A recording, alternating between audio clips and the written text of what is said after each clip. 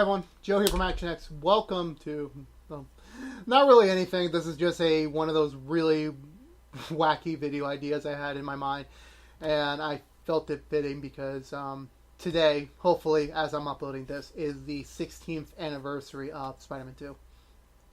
I know I should have made this video last year when it was the 50th anniversary, but I literally don't know what was going on in my life a year ago. But this is kind of different for me to do. I mean, this isn't really a movie review, so to speak. If you can just guess from the title, you're probably wondering, why is this better than Spider-Man Homecoming or, Into the Spider-Verse or even Far From Home? My history in this movie has been very complex. Not really complex, but more like very multi-layered. That as, even after the many years after Homecoming, after we got the MCU Spider-Man, I still very much hold Spider-Man 2 to be probably the best Spider-Man movie ever. I know, that's very, not really, it's very superior of me to say it. Because you're coming off the last 3-4 years of Spider-Man movies, where we got Homecoming, where we got Into the Spider-Verse, even Far From Home. And if you're telling me, like, those movies are vastly better than Spider-Man 2, I'll agree with you. Those movies are amazing. They're great. They're spectacular. Yes, I'm using every single pronoun used for Spider-Man ever made. But those movies were great. I love those movies. I love Homecoming. I loved Into the Spider-Man. I really enjoyed Far From Home. But there's something that Spider-Man 2 has that I don't think those... For me personally, again, this is my own personal opinion. I'm a person... You can agree or disagree with me. Everyone has there is no universal ranking in the movies. There isn't. Everyone's going to have their own different selections. And for me, Spider-Man 2, because I think I said this somewhere before, probably on a show or probably on a DM with a friend. I told someone I think Homecoming was the best after Spider-Man 2. It was the best.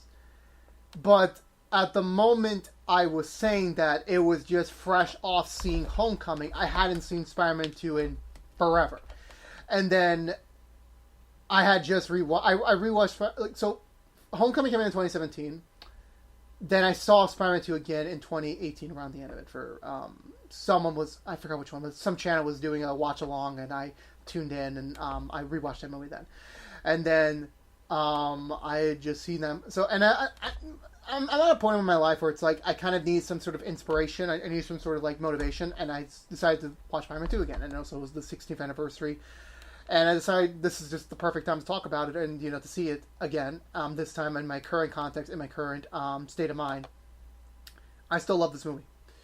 I really do. I cannot stress that enough. I love this movie. Again, I know people are going to nitpick, like, well, the CGI is not that, it's dated, or the acting is somehow dated. Like, some of the sillier moments, like, just doesn't make sense. Like, I get that. And I think that's the charm of the movie, because this movie came out right in the beginning of the modern superhero era. Like, the 2000 to 2005 were kind of like, we were just starting to figure out how to make a great superhero movie. And I think 2004, in general, just introduced so many great movies. You had so much to, see. You had, well, I'm going to name 3. Like, this movie, Shrek 2, and also...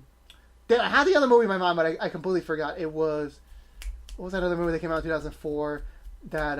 I forgot. Like, it was in my head, and I forgot it for the life of me. But anyway, there was just so many great movies that come out in 2004. And this was just one of them. I still remember... June 30th, 2004. It was... I didn't just turn. I was so shy of being 7 years old. My father and I... Spider-Man 1 was was the very first movie I owned. It was the first VHS tape that... with not like the plastic casing. It had the sleeve on. That was one of the first movies my dad bought for me. With my, selection. Of course, my parents had bought me movies and, TV shows, because I'm a kid. I have no real sense of like, oh, I like this or I don't like that. I didn't really have it back then.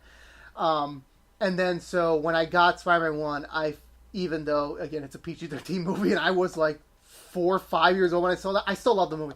Like, I really did. I enjoy that movie a lot, and I loved it. And then I still remember, and we'll get back to the June 30th, and then we'll get to the actual movie itself, but I want to explain my backstory here. I remember 2003, my mom was renting The Lord of the Rings from the library, and she told me that, oh, there's a teaser trailer for Spider-Man 2 in the DVD, like in the commercial, the trailer, the TV, the spots before you you get to the movie. And when she told me that, oh my God, we're getting another Spider-Man movie, I was so excited. And then I got to see the trailer, and that was like, oh my God, one of the most best made trailers of all time for me personally. And then I think that was at a time where it was like I was super excited. Like every night before I go to bed in June, I was like, 27 days more Spider-Man 2, 25 more days of Spider-Man 2. And I kept counting down the day. I was really, really, really excited. And then I bugged my friends about it throughout the last month of school. Like, oh, next week I'm going to see Spider-Man 2. And I would always try to start conversations about it and just talk about the movie. And then eventually the movie came out. June 30th hit. It was, ironically, the last day of school for me. So I had to get through this day of school, say goodbye to my friends before the summer hit. And then it was off.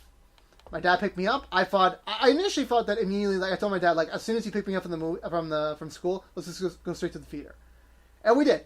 And my dumbass, well, again, my dumb dad and me being a dumbass as well, we did not pre-purchase tickets. We literally just went to the cinema, go on the line, try to get tickets for the next available showing, and it was sold out.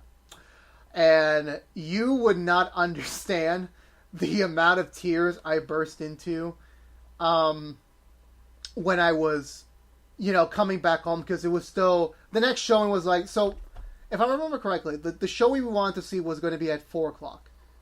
And that showing sold out. The next available showing that had seats open, or had tickets available, was at 5. So, and this was around 3:30, so to speak. So we had like an hour and a half to kill. My dad wasn't going to stay in the movie theater, so we went back home. We weren't that far away from the theater.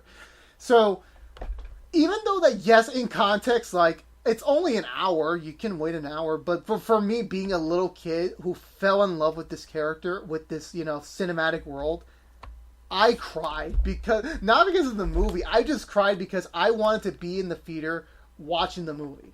And I didn't understand that at the time. Like, I just stayed downstairs, on my first floor. I have this is actually the same house, my 2-story house, and I just sat down there. And I was crying because, like, I was blaming them that, like, we should be in the movie theater right now. We should be seeing the movie right now. And then eventually that hour flew by fast, and then we were back on the car, heading over. And then, like, as we were transitioning, like, from our neighborhood to, like, the theater area, it's like, I went from sadness to happiness when we finally got into the movie theater. We got our popcorn, we got our soda, we went into the actual theater room. And I was so excited, like, being in that theater, like, just waiting for the movie to start. And the movie started, and I'm like, finally, let's do this. Like, the main theme played, the opening credits, and I'm like, let's fucking go. This is it. And then, I had the biggest smile on the face when the movie was over. I was like, this was the best movie I've ever seen in my life. And for a long-ass time, I still hold it as my quintessential film. I think that for me personally, I could pop in Spider-Man 2 any day of the week, and I would still love the movie. I cannot stress that enough. But anyway, let's get to the actual movie itself, because honestly, I understand a lot of people, like, they comment on people like me, and it's like, oh, he's just looking for a rose-colored glass. Like, you're only seeing the positive. I do understand this movie does have some minor faults, minor flaws, but here's the thing. I've said this before to George, somewhere on the shelves, there's just somewhere in private. There is no such thing as the perfect movie. There's no perfection in the world. Like, there's always going to be that one little thing that's going to ruin it from being perfect. You can still say it's the best movie ever made, but you don't say it's the perfect movie. There's no such thing as perfection, at least in my books.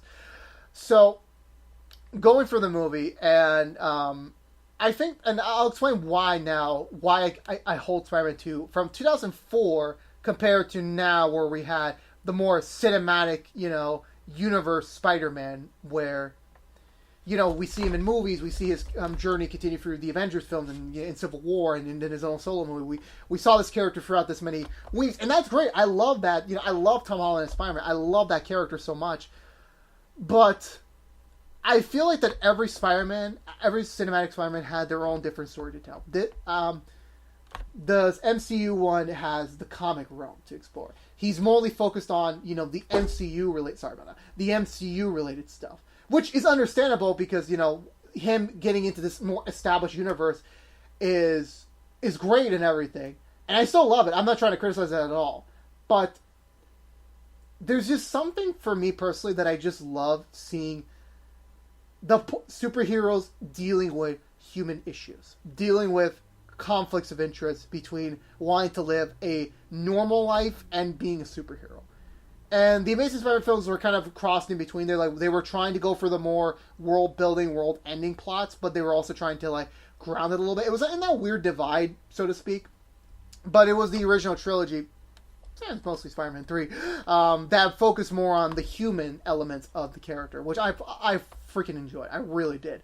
And then we get to Spider-Man 2, which, for me personally, out of all of this trilogy, is the most humanly connected movie of the whole bunch. Where you see Spider-Man being in this movie, and again, I should say this, there's going to be spoilers for this movie. If you haven't seen this movie yet, on the 60th anniversary of it, please go watch it. I mean, I cannot stress that enough. Go watch this movie. For the love of God, go watch it. Anyway, back to this. So, where was I? Oh, yeah. We see this Spider-Man being kind of he has gone through the weeds. It's been 2 years into this career, presumably. I think they've mentioned before, it's been 2 years since the events of Spider-Man 1. And, we've seen Peter gone through a lot. He's supposed to be in college, which, ironically, I had just seminally finished college. So, college is kind of that unique experience where you want to grow as a human being. You want to go to these classes, kind of discover, what you want to do with your life.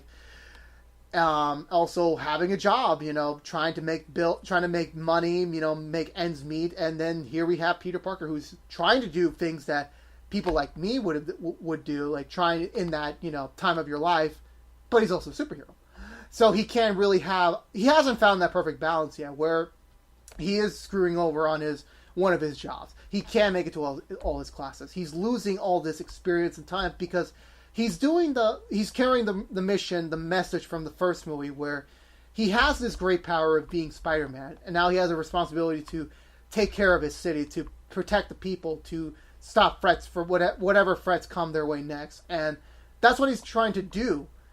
But we're starting to finally see. I'm pretty sure this had happened a little bit earlier in the movie, or at least in the story. But we're starting to finally see it catch up to Peter, where he is exhausted. He's not able to have a relationship with MJ. His friendship with Harry, despite the Goblin thing, has been incredibly strained. And he had to sort of leave everyone important to his life, kind of not sideline, but kind of it's further from his focus than the Spider-Man stuff.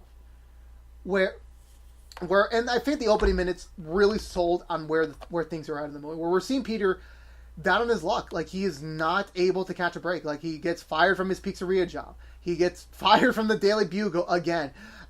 He misses his classes again. And, and he's so freaking tired. He forgot it's his own goddamn birthday. That's how freaking tired you are in the world of adulting and also superheroing, that you forget your own damn birthday. And they sold it. When we get to the birthday scene at the original Parker house, and him just being surprised, oh shit, it is my birthday. I completely forgot. And considering how small his core group is, he only has his aunt, Harry, and MJ. That's basically the only people who really care about him anymore. It's a little bit saddening, but back when I was seeing it as a kid, it's oh man, this guy doesn't have more friends.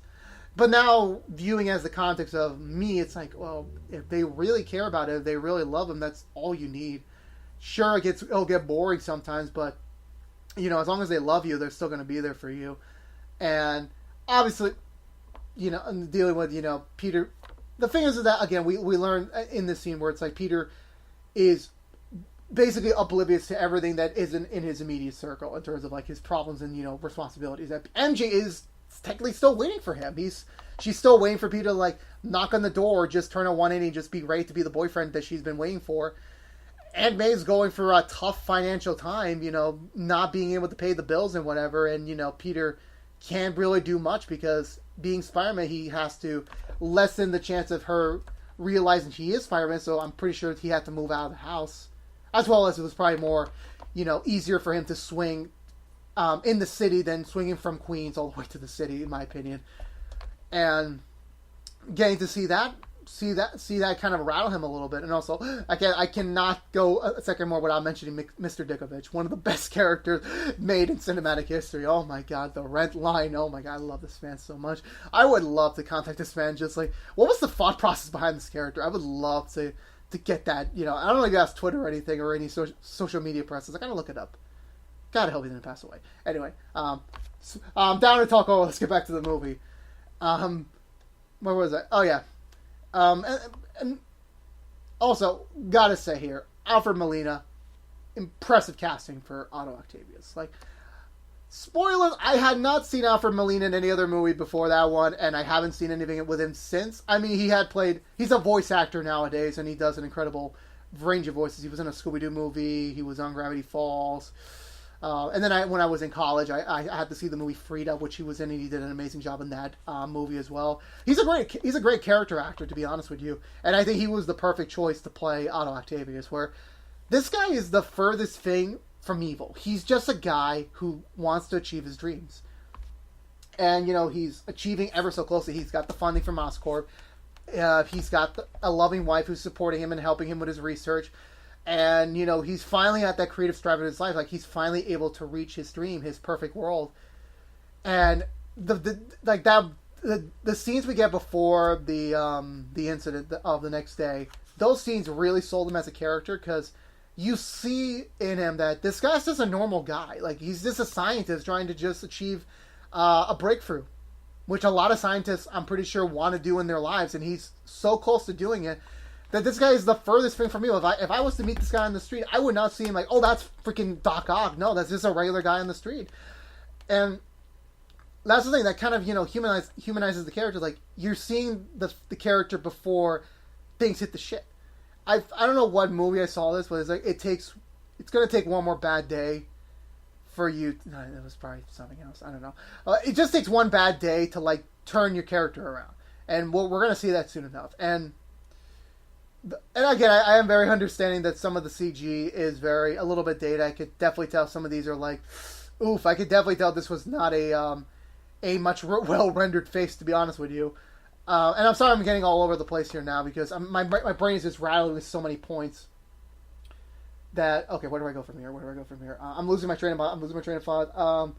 The scene where Peter is trying to make it for MJ, trying to get there to the to her play, and with the usher played by the amazingly talented Bruce Campbell. Again, just seeing another human where it's like he's just trying to impress the girl he wants to be with. And, he was just so close to getting there, and then, boof, you gotta like stop this car chase in progress. He has no choice, because had he not done it, there would have been dead people. There would have been two people who would have gotten away scot-free. Like, that kind of outweighs, sadly, the chance of you trying to be with a girl. And the usher scene is like, oh my god, this usher was just a pure dick. Like, he could have just easily said, like, no people can enter, I'm sorry. And it's like, come on, I mean, just do a slight little crack, and he's skinny enough, he can fit through there and just sit in the back. I mean, come on. And then the scene that I resonated most as I got older, because again, seeing this as a kid, you don't understand a lot of things. Like, seeing Spider-Man 1, I wasn't in high school, I didn't have the more understanding of early college life, trying to make it on your own. I had no context of that. When we got to the scene where Peter sees MJ with, what's his name? John Jameson. That really reminded me of so many times where, and again, I know this is kind of a pity story for me, but whenever I was interested in a girl, and I see them with another guy, and just seeing them be happy with another guy that's not you, it kind of hurts a bit. It really just like, I understand like everyone has their own different emotional resonance, but you can't still deny you're in pain, you're hurt that the girl you're interested, regardless if you had any sort of okay in this context, regardless of knowing her for years and then seeing her with another guy, it's gonna hurt you. or at least let's just make it this general. If you just see someone you want to be with in a romantic relationship, and you just see them with someone else, kissing and being happy, it really brings you down. And then as well as, Peter can't do anything about it because he has to go off and be Spider-Man again. And the thing I never understood growing up is that how did he lose his powers? Because, like, how did he lose it? Like, I never understood. Like, I could not find a concise, example on the web. No pun there. But for me personally, my reasoning is that, it's all in the head. It's all psychologically. It's just that, I think he's starting to regret having these powers, and for some reason the powers have a mind of their own, or he's just like I was reviewing the High School Musical movies not that long ago, and the thing about those movies is that every time Troy Bolton doesn't, like, nothing's going, like, everything's like starting to turn sour in his life, he just, specifically with Gabriella, he just loses his ability to be a good basketball player. I kind of akin that to those two things. Like, his mind's just not focused in being Spider-Man. Peter Parker, not Troy Bolton. His mind's not into it. He just can't think of being Spider-Man right now with everything going on in his life. So I think his powers just start to wane on him, and to the point where it's like, fuck, I can't do this anymore. And it's not just like this one thing. It just keeps catapulting to the next thing. Even to when we get to brief aside, when we get to the Doc Ock gets born scene, where we see Otto finally achieve his dream, and then all of a sudden, poof, it's all over. Like, he loses his wife. These metallic arms are fused to his head. That's to his body. Him losing control of it. Also, I gotta give more credit to that scene, to the hospital scene, where we just see, like, it's a clear inspiration out of a horror scene. I think that was well shot, in my opinion. I know some people kind of, like, question its importance. I still really enjoy it. It just makes the tentacles, like, if they were by themselves as sentient beings, we're all fucked. There's absolutely no way we're going to be able to, like, destroy these guys. Absolutely not. That was another scene I wanted to bring up. Also, I think I've skimmed over a lot of his scenes here. J. Jonah Jameson, once again played by the amazingly talented J.K. Simmons. Thankfully, one of the good things that the MCU carried over from these movies is that they brought him back. And I'm so flipping out. I'm so happy, and it was like small victory, but I'll take what we can get. And obviously J.K. Simmons is probably, for me personally, the only actor who could play him in live action. He's the only guy. I can't see anyone else playing the part. I really can't. I cannot, for the life of me. Even when fan casting was going around in the in Amazing Spider-Man and before Far From Home, was like, sure, everyone had some great suggestions, but I personally I can't see anyone besides J.K. I just can't. Anyway, where was I? I was still on a love fest somewhere. Where was I? Oh yeah, so we start to see more of, like, Peter's life just not being great. MJ rejecting his calls. He was trying to help Aunt May refinance their homes, and again, being now an adult, I am very understanding how expensive it is to own a mortgage and to take care of a house, and it's like, oof, these guys are not catching a break. It's just not. Even the bank scene, the first fight scene between Spider-Man and Doc Ock was like, it's really. I lost my grammar choice, but, like, it was a really good fight scene. Like, still trying to see remnants of, like, Peter losing his powers, but then, obviously having to, like, really focus on, like, okay, I am Spider-Man, I have to take this guy down, and then getting to see that happen, and getting to see the scene where we get to see them fight on the side of the building. It's like, oh my god, that's just so freaking cool. Like, just seeing the suspense, like, is he going to get to Aunt May? Is he going to save her? It's like, oh no, he doesn't. And it's like, he almost didn't. Like, Aunt May had to be the one to decide the finishing shot. Oh my god, I love this movie so much. And the planetarium scene, oh man, that was a tough, brutal scene for him. Like, I think that was the last scene where it's like, I'm done. I can't do this anymore. Like, again, going back to the small world thing, Harry gets drunk, basically tells off Peter, it's like, you're not my friend, you only care about the money and Spider-Man, and he slaps him so hard, and then he gets to again see MJ with another man in public, as well as seeing the love of his life about to get married to another man. It's probably the most soul-crushing scene ever. Again, that whenever I think I only had one experience one time where it's like, there was this girl that I liked. And she had just announced, and again, I'm sorry if I'm bringing a lot of my personal stories, but this is why this is the most connected movie to me. It's like I really understand Peter in certain moments. I'm obviously not Spider-Man, but you know what I mean. She had announced that she was with a boyfriend, and it was like, I know obviously this isn't like a proposal or like, you know, they're getting married or whatever, but it's still like, it affected me, you know, even though like at the end of the day it meant nothing at the end, but at the moment it still like felt like it was the end of the world, because like, you know, you lost it. Like once, I know like anyone can break off a proposal and everything, but it's like, at least in my kind of, once you propose to someone, that's it, you're done. They're off the table forever. And like, in the dick moment, like Jane Jonah was like asking him like, take the freaking picture, Peter. And it's like, oh, that's so much worse. Where it's like, now you have to symbolize this union. Also, sorry, my hair is like really off key. I did not comb it properly before this video started.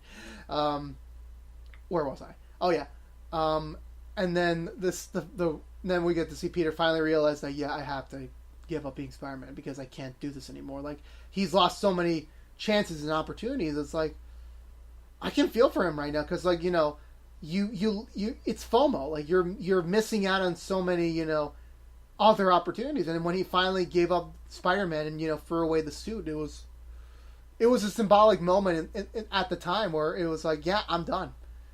And then when we see the raindrop montage where we get to see him, like, you know, just kind of like finally living his life. You know, sure, he doesn't have Harry anymore. Sure, he doesn't have, you know, MJ. And sure, he doesn't have a fucking job, but at least he has college, I guess. And, you know, walking around, you know, smiling weirdly. Okay. That was like kind of my only weird, like, he smiles weirdly sometimes. I'm sorry to say that.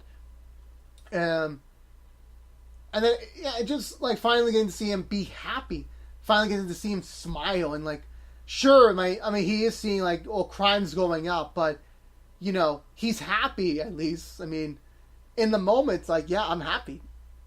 You know, he's finally able to do what he wants to do, and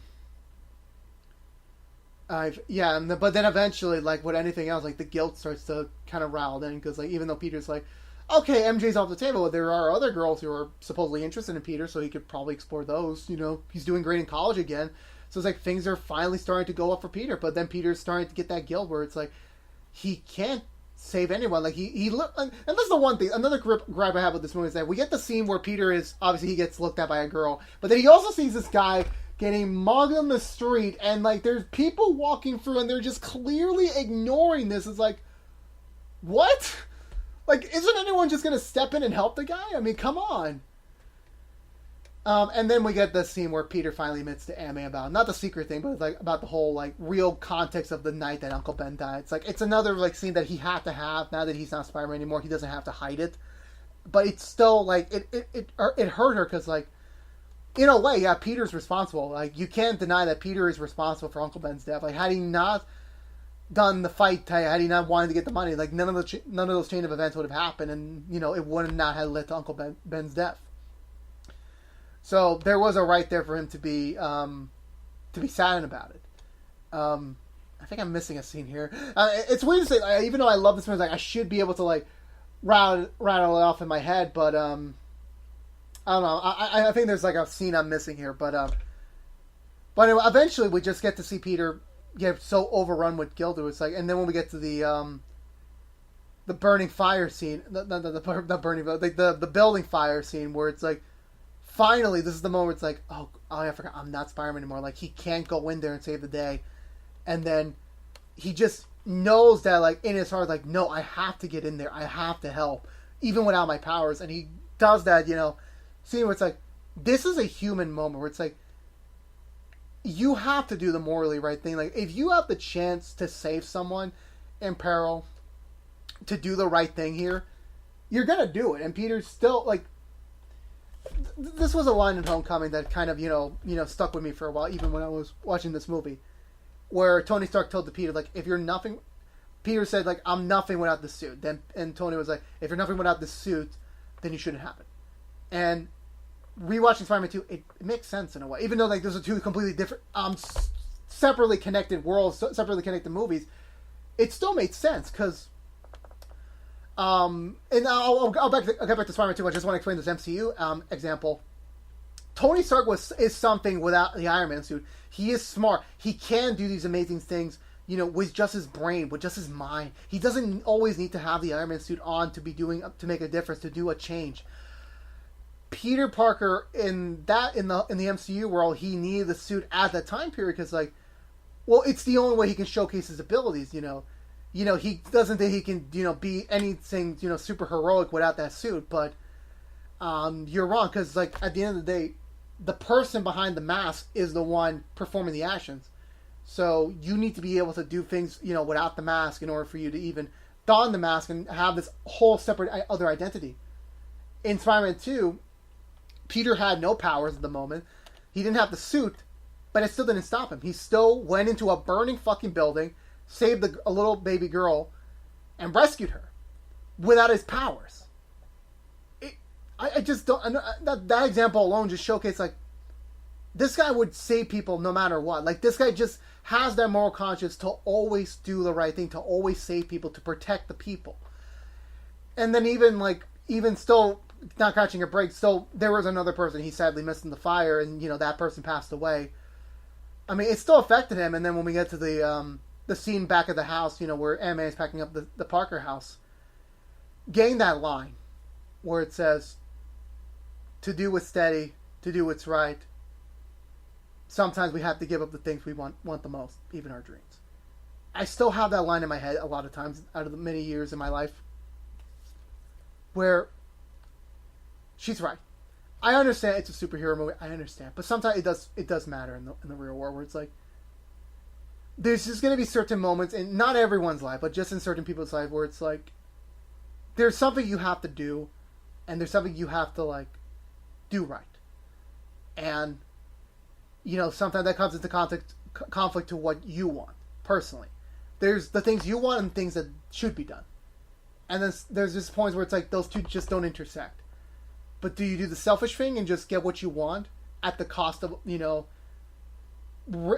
this context, lives and such, or just something bad being done, and then doing the opposite? Well, you're going to do the right thing, but you're going to potentially lose your dream, what you want most in the world.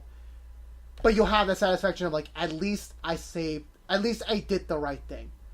It's such a moral question where it depends on the person you're talking to. Depends on the person. Everyone has their own morals. Everyone has their own different ways of thinking, their own different stances of things. And Peter's that person where it's he knows at the end of the day he has to do the right thing. He has to save people. He has to protect his city. And also the my back scene is one of the most funniest moments in the movie. It's he's back, and then he just falls to the ground. I'm so sorry. I'm so sorry about that. And then getting to the scene with MJ where it's they're trying to maybe potentially do a reconciliation, but Peter's once again reverting back to oh, I have to push MJ away. I can't have her be in my life, as I'm gonna somehow be Spider-Man again somehow. And also my one real gripe with MJ in this scene, it's MJ, you're an engaged woman to another man, and you just offered to kiss Peter Parker.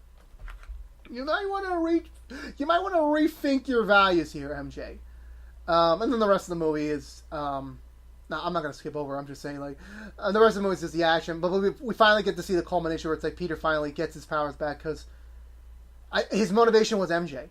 I mean, I think when he knew, yeah, I need to do something, that's when I don't know why his powers, remarkably returned. And even when he went out of, the rubble pile after he got thrown by Doc Ock, it's that was the symbolization of, yeah, he's back. He's fully back. And also him taking back his suit was another funny scene where J. Jonah was finally admitting, yes, Spider-Man's a good guy, and it's fuck no. No, this guy's a piece of crap. He deserves to be in jail. Lock him up. Put him away. And then seeing the train scene fight was still, again, say what you want on the VFX, say what you want on the green screen. I still think it holds up well, that fight scene. You see these two in their element. Not their element. We're seeing them in their full prowess. Peter Spider-Man using his, fighting abilities against Doc Ock's arms. They're both using their abilities, their surroundings to their advantage, and that makes a really great fight scene work. And then seeing and of course, obviously, I can't speak anything without the train sequence when he's trying to hold back everything. I'm God, that must have been freaking painful. And then there was just a sweet scene with the New Yorkers where it's Yeah, us New Yorkers do stick together. Like, for the moment, like, it seems like no, we're all separate, independent. But like when it really comes to shove, like we always show up for each other, and I really love that scene where we get to see all the New Yorkers that kind of like defend Spider-Man, even though he's weak and tired from Doc Ock, and like that's a cool scene. That was a cool scene, like unity for each other. And even also the Harry scene, was honestly like. Sure, it was like obviously a setup point for the third one, but it also was the culmination of their journey for that movie. Where it's like, yeah, Harry knows Spider-Man's identity now. What does he do with this information now? Well, we won't see it to the next movie, but the final fight scene at the pier, that was again another cool fight scene where we finally get to see Spider-Man get the upper hand, but also Doc Ock having his moments of like being smart and knowing how to like use his tentacles to be able to like. Get the best of him. Even MJ trying to help out for a moment. But getting to see like the culmination of Peter's story for that moment, where it's like he finally gets the Doc Ock, even though they can't stop the tritium core, which I somehow completely forgot to mention this entire video. Getting to see him go to Doc Ock, having a heart-to-heart moment, which for me personally, it's very rare to see in superhero movies nowadays, where like we never get to see a movie where we see the hero and the villain having like an honest conversation that could go either way. The only other example I can think of it was like in Black Panther, where we got to see T'Challa and Killmonger have that moment before Killmonger died. That was a really good moment, by the way. And then finally get to see Peter get through to Otto and like, you have to do the right thing here, even though it's going to cost you your dream. Getting to see Otto finally snap back into place, like, okay, there you go. There's the Otto, Peter, respected and, looked up to for so many years. And getting to see Peter finally, semi-reveal his identity to MJ. And it's like, it's all making sense now. Peter can finally, go full on out. And then having that final moment at the pier where Peter is telling MJ, like, yeah, I'm Spider-Man again. I'm not going to be able to, like, protect you always. There's always going to be enemies that's going to, come after me. You're always going to be in danger. And again, he's doing the morally responsible thing here. It's like, he's going to potentially risk a life of loneliness to be a hero. But he's also thinking about her. Like, her safety is important. Her life, matters to him the most. He's got to keep her safe always. And then even seeing the scene, and this scene has been resonating in my mind for this past year by this point. Seeing Peter, the last shot of him looking at MJ with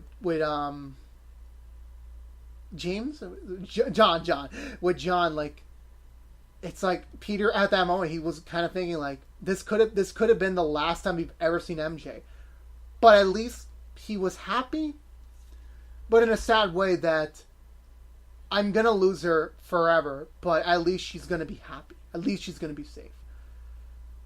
And I think that was just so powerful. It's like he was ready to accept to lose and give up the person he wanted to give up his dream on being with her. He was willing to give that up, and it was like the music, the choreography was just so good. It sold me. Like I didn't cry at any point, in my original watch through and then my rewatches. I never cry, but it's like I felt for this man, like, to give up, the person you love to do the right thing. And I'm not crying here, but my voice just dipped like I was about to cry. I wasn't going to cry. I was feeling somber for a moment. And then the moral integrity of, like, good things happen to good people. When MJ decided at the end of the day she wants to be with Peter, she's happy with Peter, she wants to be with him. And Peter finally, at the end of his long journey, finally getting what he wants. For now, at least. 3 will explain more of that, which I'll never talk about. And, finally getting Peter, and also I think one of the best make-out scenes ever in the history of cinema. And then the final swing was honestly, like, again, another symbolic moment. It's like Peter is beginning his new life again. Like, he had gone through everything. He learned a lot, and now he's finally ready to, like, swing into his new life. Like, he can be Peter and Spider-Man at the same time, somehow. And it's that emotional core and, the lesson he learned that really it really made put a big smile on my face when I originally saw this in theaters. Like seeing at the end of this, like, yeah, he's gonna do great. He's back. He's gonna be better than before. And I love it. I love this movie so much. I cannot stress that enough. And I'm not trying to cut slack on Homecoming or any of the other Into the Spider-Verse as well. I'm not trying to give slack to them. It's just that those movies really respected the comic book origins that they came from. But for me, like, as a person, I resonated more with Spider-Man 2 because of its emotional backdrop, because of the beats they were playing with, of the messaging they were trying to transmit. Those sold the movie better than I would ever do, and I just, I loved everything about this movie. I loved it, and I cannot,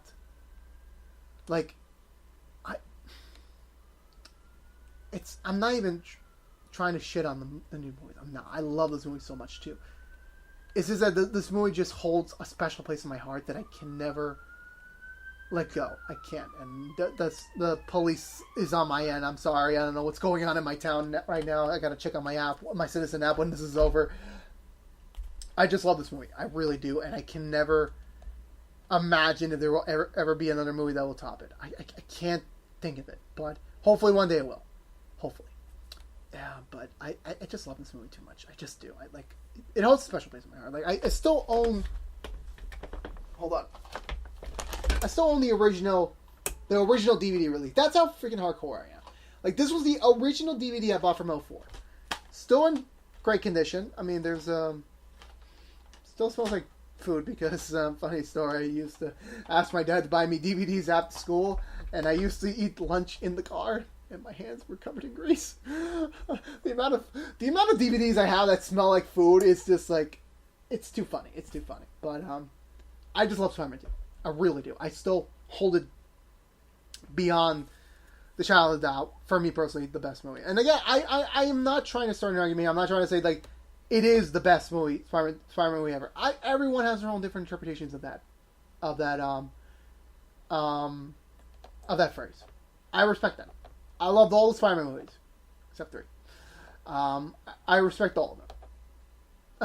If you expect me to say Amazing Spider-Man 2, no, I'm not saying that. I'm not saying that.